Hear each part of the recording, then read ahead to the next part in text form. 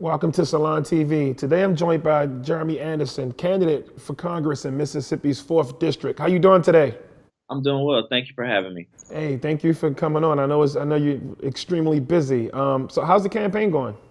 Campaign's going well. We just finished our week-long tour last week. We toured all 14 counties in our district. We visited about 19 or 20 cities, and we really got to meet with folks throughout the district and talk about issues that are important to them. And we were able to canvass and meet voters, and we're excited to have that opportunity and looking forward to the November 6th election. You know, when people think about Mississippi, a lot of times diversity doesn't come to mind. But I'm an outsider, so I don't know. It seems like you figured it out. It seems like you have you have people who support you from all parts of every county you've been to. How'd you figure it out? Well, we have a message that's encompassing that doesn't isolate folks from the process. Our message is simple: is we work better when we're all working together. And the fact that I understand that we're not going to always agree, but we have to be able to have tough conversations and not take them personally. But for the betterment of our communities, we must be able to come together to talk about those issues. And if we agree, cool. If we don't, then we have to be committed enough to come back tomorrow and try again. And that's our message throughout the district. Is no matter what side of the aisle you sit on, we have to be able to have those tough conversations. And people understand that, and people are ready for change in Mississippi. As you mentioned, diversity. It is a problem here, but what we're seeing throughout this race is people, not only just Democrats, but Republicans as well, that are coming out to our events that are saying, I've never voted for a Democrat before, but I'm willing to give you a shot. White, black, Hispanics, we're all excited about this race, and I think that folks in Mississippi are ready for change, and I'm excited to be that vehicle for change, and I just want to inspire my community to continue to work towards progress. So you've had situations where people who normally wouldn't be receptive to your message cross over and say, "Wow, this guy, he's bringing something different." Yeah, of course. When I ran in 2013, it was a really tough race simply because I was 21 years old, and I felt like I was, I had the right message for my community, and they of course supported me in that race, and I was elected in 2013 to the state legislature. But it was still a little tough, even outside of winning. It was still tough to get my community involved in the political process, simply because we are so bogged down by partisan gridlock that it's sometimes hard for folks to understand when you get a candidate say, I don't want to be the status quo. I don't want to be a part of status quo. I want to try something different. And change is always hard. No matter where you are, change is difficult and hard for people to invest in.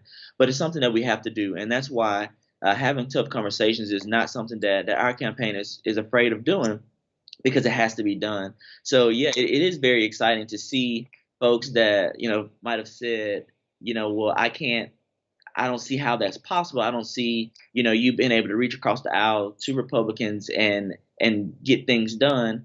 While it's still hard in the state legislature, it's something that we have to all be committed to at least trying to continue to do, because our state and our country so drastically depends on it. And it is a tough challenge, but it's something that we must do. How'd you get into politics?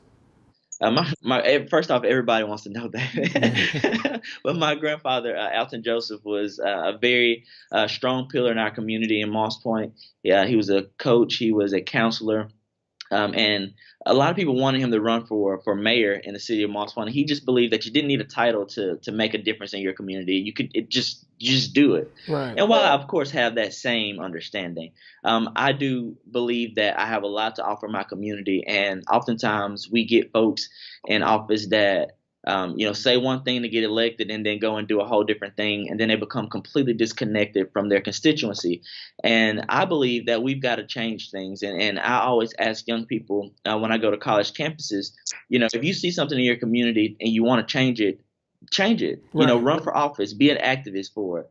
Because why not? And a lot of times young people can't answer that question when I ask it. Why not run for office? What's stopping you from running for office? Last night someone told me, the fear of losing. Well, life is all about, struggles and challenges. It just happens. We all encounter those, but it's what we do when we encounter those struggles, those challenges, those failures that really truly make us who we are. And that's one thing that I've never been afraid of, is failing. because that's what makes you stronger. And that's the driving force behind all my political ambitions, is the fact that I see something that needs to be changed in my community, in my state, and in this country, and I want to be a part of that change. And when we make it, great. If we don't, we just try again and keep going, because progress and change depends so drastically on those folks who aren't afraid to fail. What can you tell the people? Because we have viewers all over the world. Share your Mississippi with us. We want to know what Mississippi looks like through your eyes. We don't want to go off of media stereotypes or what people think it is. We want to know what it really is. Very good. I'm glad you brought that up. Oftentimes, people think of Mississippi. First off, everybody in Mississippi that lives on farms and drive on dirt roads. That is not the case. Mississippi is a very beautiful place, and I encourage folks to come and visit here. We have some great people in the state of Mississippi who crave change, who want to make a difference in their community, but the outside perception of this state pulls us down a lot of the times. And our elected officials at times are responsible for continuing that same perception. But there's a lot of good folks here. Mississippi is a beautiful place. I live on the coast. We've got casinos. We've got good industry here. And I sent a picture to my friends that live outside of the state of the Gulf Coast, and they can't believe that beautiful scenery is in the state of Mississippi, because they don't think of it that way. They think of farms, and I've never lived on a farm, and I always tell people that I have no idea what it's like, but that's the perception. And, Mississippi has its past, but I truly believe that, and folks here, I believe, understand that we can't allow our past to stop us from making progress and doing things that we know that we must do to move our state forward.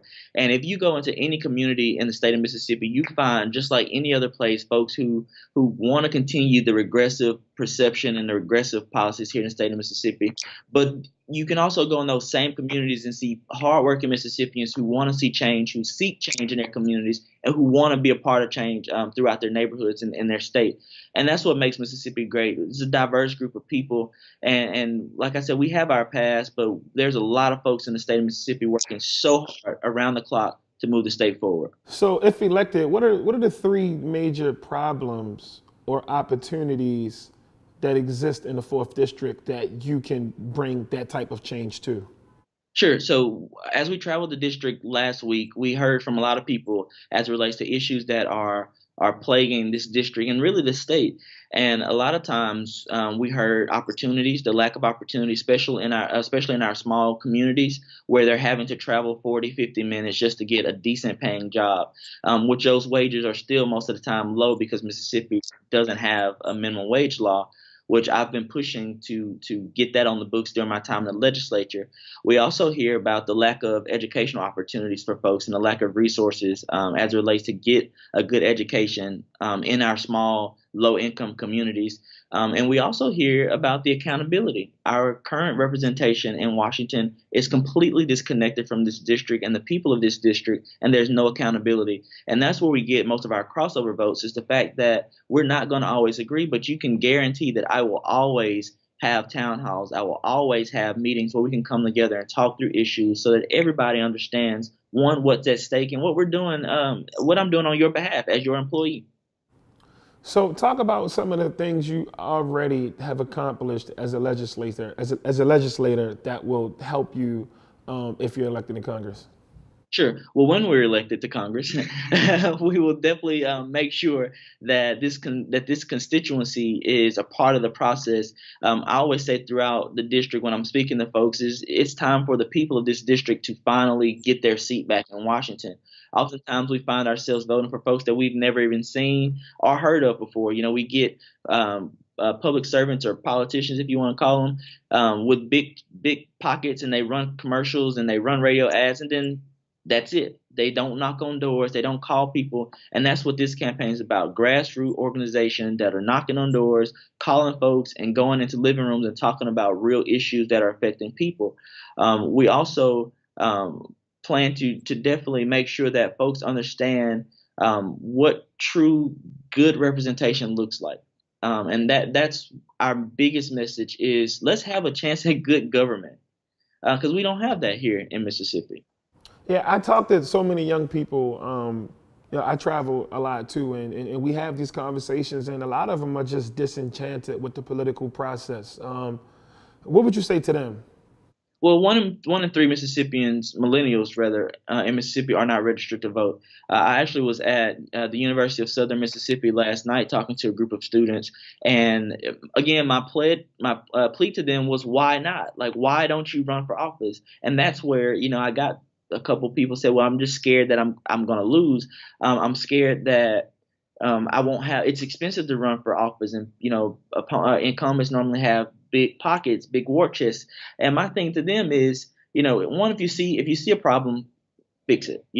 And our generation, for since I guess 3-4 years ago for sure, have been more talk than action. We will rally our butts off on social media, we'll protest, we'll do this, do that, but we fail to actually take action on election day. And that's something that we have to change, especially here in the state of Mississippi. And I always ask young people when I go to campuses, college campuses and high schools, what do you want to do when you graduate? And the first thing that they tell me is leave Mississippi. And that's been since when I was in high school. That was the thing. Everybody want to leave Mississippi.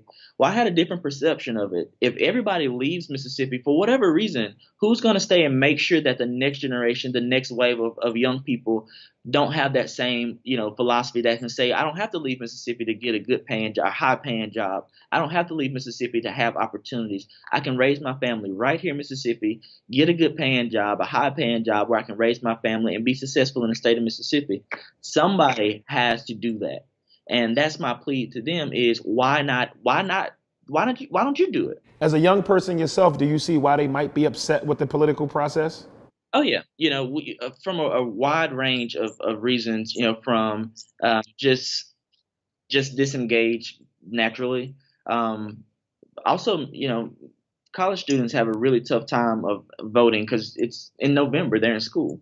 And if they're registered at home and not in their college city, then that's a struggle because you have to do absentee, or you have to go home to vote, and it's a bit of a hassle.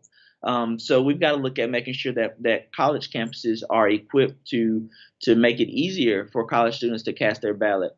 Also, millennials are completely disengaged from the political process simply because we want to know what issues are going to be impactful to me. That's it. All the other stuff you can keep. No, and I definitely agree with you. Like a lot of people, they'll rally on social media and they'll go to a protest and then they'll just go home the next day and play video games or, hop onto the next cause without actually solving the problem. So we definitely got to change the culture of that. And you're doing that by running an office. To sum up some of the things you said, when you make an observation, you have an obligation. When you see something you don't like, you should do something about it. And to add to that, your opponent, Steve Palazzo, has had the seat since 2011. What is it that he doesn't quite get? Well, I don't think he values the people of this district, for one, because otherwise he'd be campaigning right now, which he's not doing. And that's another issue. When I won in 2013, my colleagues would ask me why I do so much for my district, as far as I hold State of the Districts, which is very similar to the State of the Union, and I don't have to do that. But I believe that our community, our constituents have to be engaged, because I always tell my community, it's harder for you to tell me what I'm not doing when you don't know what I'm supposed to be doing in the first place. So I think that that's where the disconnect comes into play, because a lot of public servants don't want their constituency to be educated on what their true role is, because then there's a accountability increase, because now I can tell you what you're not doing because I know exactly what it is that your job is. And for some reason, we find ourselves continuing to elect people who don't value their constituents. They get elected and they go to Jackson, they go to Washington, and then they become solo politicians. They become solo public servants that are beholding to folks that are not their constituents. That's not me. Yeah, so I've been following the campaign, and it seems like so many people in Mississippi love you and what you're doing and what you got going on down there is working. But what I do want to ask you, what I kind of want to close with is, how is those skills you have in Mississippi going to play in Washington? Because that's a whole different ballpark, and you're dealing with a whole different type of, it's a different vibe up there. Yeah, we do that by simply making sure that the folks that are connected to our campaign are everyday hardworking Mississippians. We don't have corporate PAC donations. We take donations from hardworking Mississippians, and the best donations that I love seeing are those that come from college students, because I remember in college $10 was probably all I had for the week. But we get contributions from college students who give us $10, and they're invested in this race. So that helps. That's going to help me in Washington, because I know that I have the support back at home. Folks in Washington don't cast votes for me, but my constituents do. So that's why I've always been vested in making sure my constituency know exactly what's going on, exactly what I'm doing, and that we're on the same page, or as close to the same page as possible, so that I don't have to worry about those ramifications when I come home to answer to my constituency. Making sure that they understand that at the end of the day, they have the final say so on whether or not they send me back. And I will never, and I always say that throughout my speeches and talks with my constituents, I will never ever deprive you of that, because I work for you. And in 2 years, you can say, Rep, you did a great job and we need you to continue fighting for us, or no, Rep, you didn't do a good job and we can no longer support you. Either way, I'm fine with it. But my focus is to do the best I can the 2 years that when I get there, and answer to my constituency after that 2 years. I'm rooting for you. Tell everyone where they can follow you at and when they should get out and vote.